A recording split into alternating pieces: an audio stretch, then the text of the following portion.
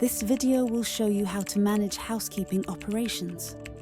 Hotelogix lets you easily manage housekeeping operations, like assign rooms to staff for cleaning, changing room status, and adding remarks in a room. Let us see how. Click Housekeeping. Changing room status is easy. Identify the room for which the status needs to be updated. Click the room status. Select Status from the drop-down. Click Save to update the status of the room. Alternatively, select multiple rooms and change the status in bulk. Select the checkbox corresponding to the room you wish to change status. From the Set Housekeeping Status drop-down, click the status you wish to update for the selected room. Click Go.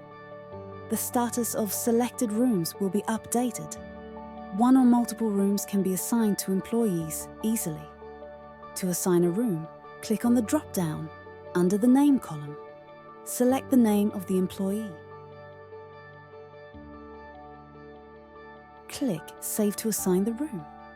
Alternatively, to assign rooms to an employee in bulk, select the checkbox corresponding to the room. From the Assign Selected Room drop-down, select the employee name. Click Assign Rooms. This will assign the multiple rooms to an employee. The Remarks column can be used to add any additional comments for the room. Click Print if required.